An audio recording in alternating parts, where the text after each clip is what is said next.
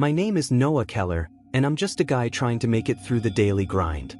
I work as a programmer at a mid-sized tech firm in Seattle, clocking in from 8 a.m. to 4:30 p.m. every weekday. The job's great, honestly, better than I expected when I started as a temp the summer after my junior year of high school. I'm not some coding prodigy. I'm a 19-year-old who barely knew Python when I walked through the door. But my boss, Marcus Reed, made it easy to settle in. He's a former Marine, short and grizzled, with a voice like gravel and a stare that could stop a charging bull. Most people find him intimidating, but he's been nothing but kind to me. On my first day, he swung by my desk, a rare grin cracking his weathered face, and asked if I wanted to grab lunch.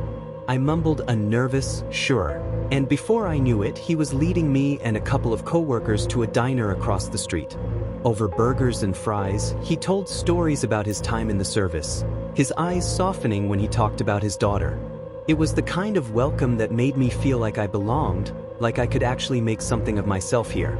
My desk is nothing special, a standard setup with a monitor, keyboard, mouse, and a phone that rarely rings. As a temp, I don't get much attention, which suits me fine. The office is friendly, almost surprisingly so. My coworkers, mostly older programmers with years of experience, don't treat me like some kid who wandered in off the street. They'll toss me a nod or crack a joke when I pass by, and I've even joined them for drinks after work a few times. But my focus is the code. I was hired to tackle a mess with the company's optical scanner, a machine they use to digitize thousands of documents. The problem? The supplier cheaped out, and the scans are a disaster. Text jumbled, images distorted, entire archives rendered useless.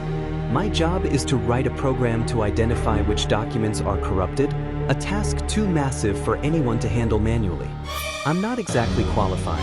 I taught myself the basics of coding in a week, thanks to a crash course on a website Marcus recommended. He didn't expect miracles, just progress, and his patience kept me from panicking when I hit walls. That's where I was that day, staring at my monitor, my code half finished and my brain stuck in neutral.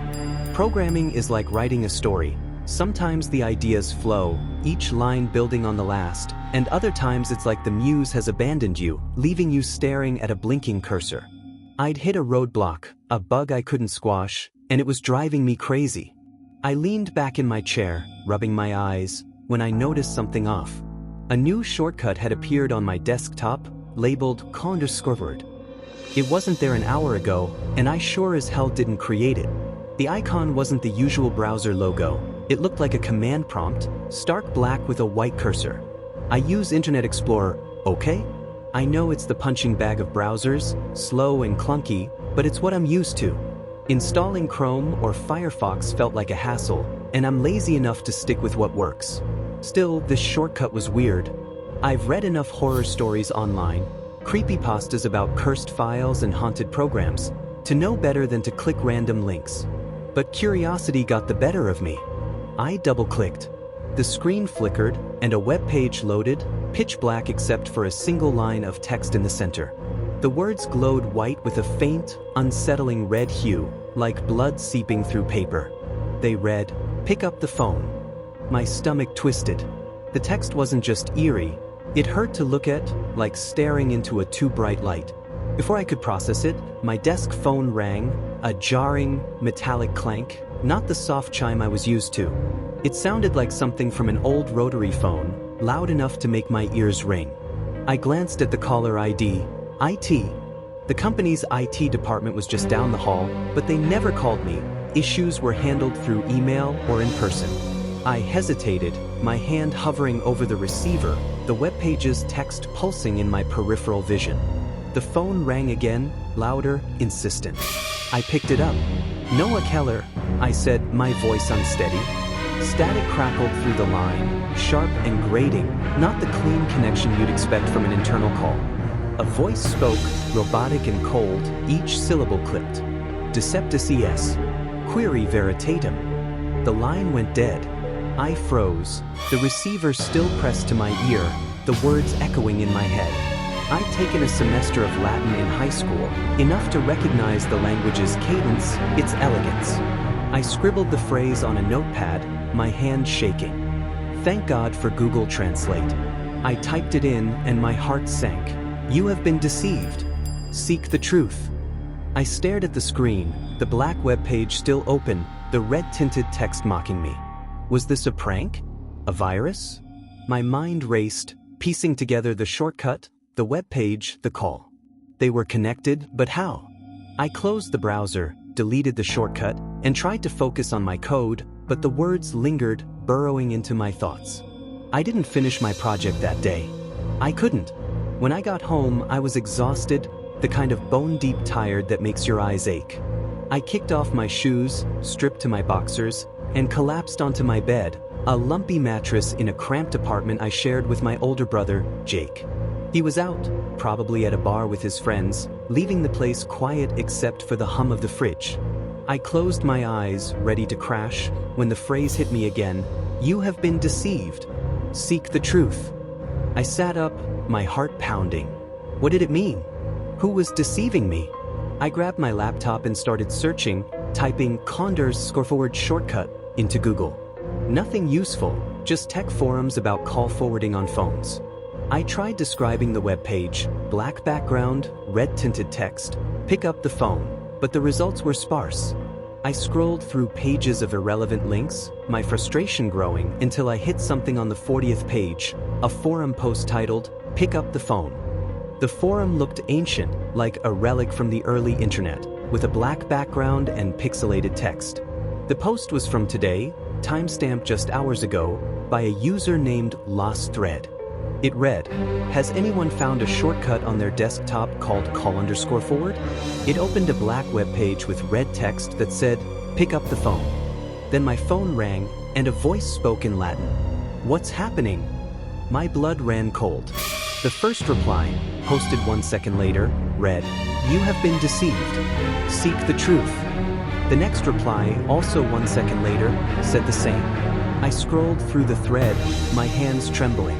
Every response was identical, posted at impossible intervals, as if automated. No one else had replied, no follow-ups, just that eerie phrase repeating endlessly. Someone else had experienced this at the same time as me. Hope flickered, but it was drowned by dread. If this was real, what did it mean? Who was Lost Thread? I needed to know. The forum's security was laughable, and with a bit of digging skills I'd picked up from late-night coding sessions, I found an IP address tied to the post. It led to a name, Daniel Voss, and an address in Tacoma, just a 45-minute drive away. Yeah, it was creepy, borderline stalker behavior, but I was desperate. I had to meet this guy, to know if he was real, if he'd seen what I had.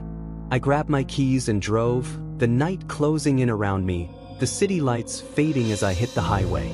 The address led to a rundown house in a quiet neighborhood, the kind of place that looked like it had been forgotten by time. The windows were dark, the curtains tattered, hanging unevenly like they'd been clawed at. The roof sagged, shingles missing, and the front yard was a tangle of weeds pushing through cracked concrete. It didn't look like anyone had lived here in decades, but the IP trace was clear. This was Daniel Voss's address. I parked and approached the front door, my footsteps crunching on the broken path. The door was weathered, the paint flaking, revealing splintered wood underneath. A fist-sized hole gaped near the handle, as if something had been ripped out. My skin prickled, a chill running down my spine. I leaned forward, peering through the hole into the dark hallway beyond. The air was stale, heavy with dust, and I could barely make out the shapes of furniture shrouded in shadow. Then I saw it, or thought I did, a silhouette just beyond the light's reach, standing still, facing me. My breath caught, my body frozen. It raised a hand, beckoning, its movement slow and deliberate.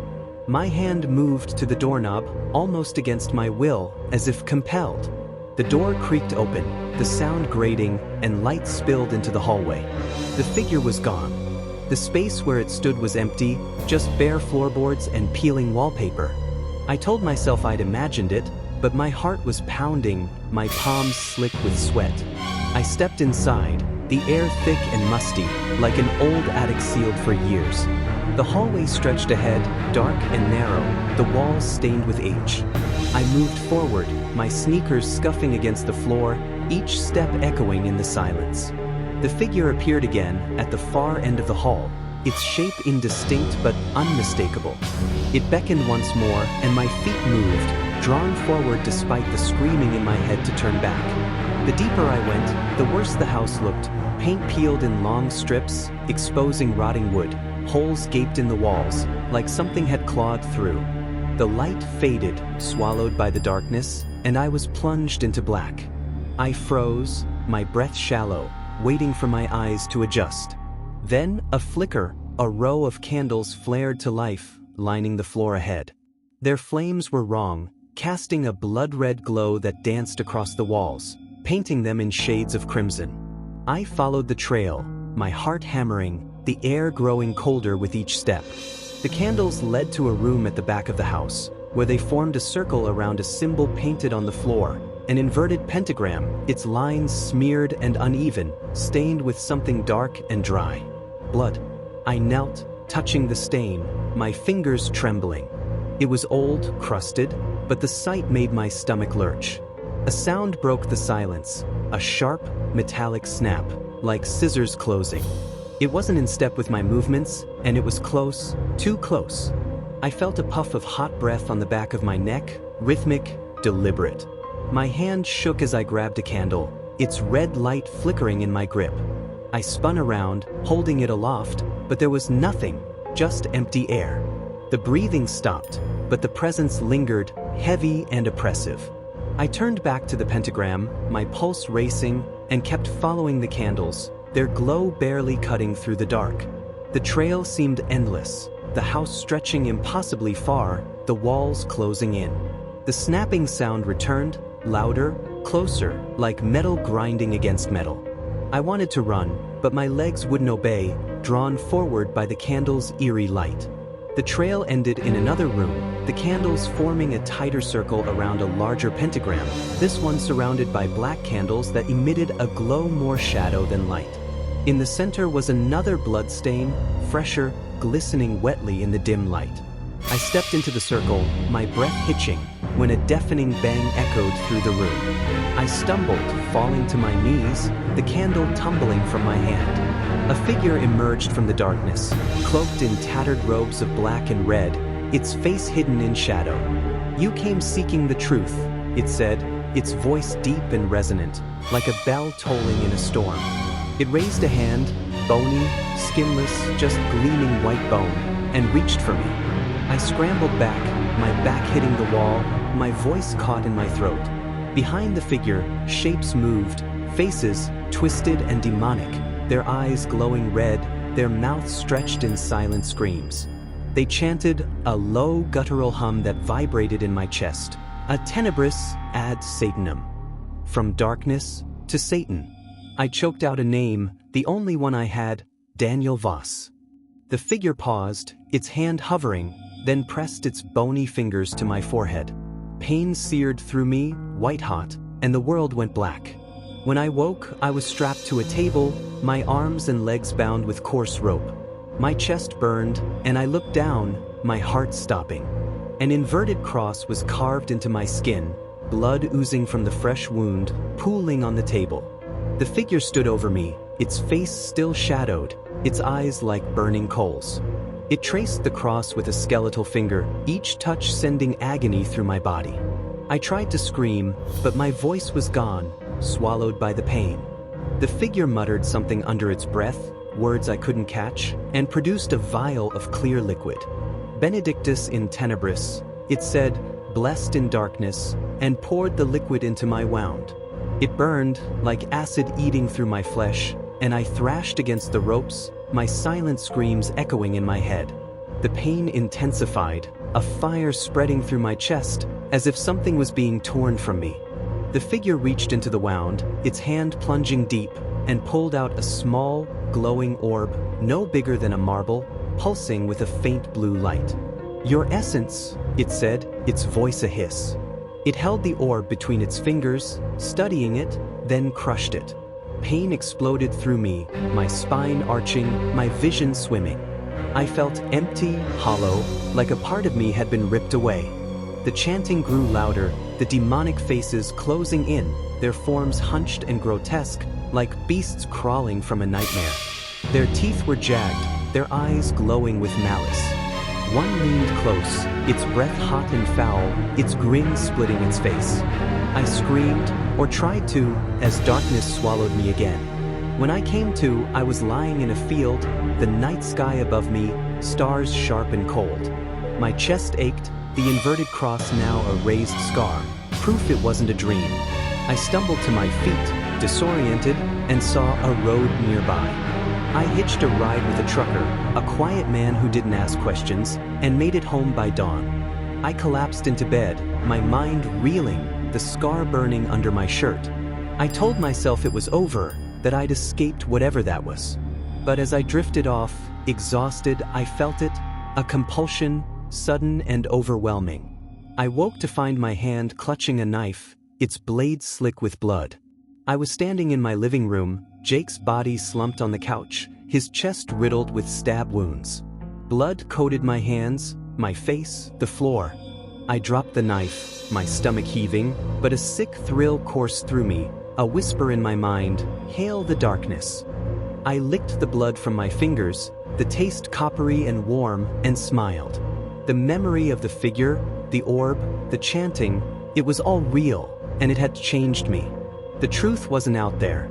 It was inside me now, a shadow in my code, and it was hungry.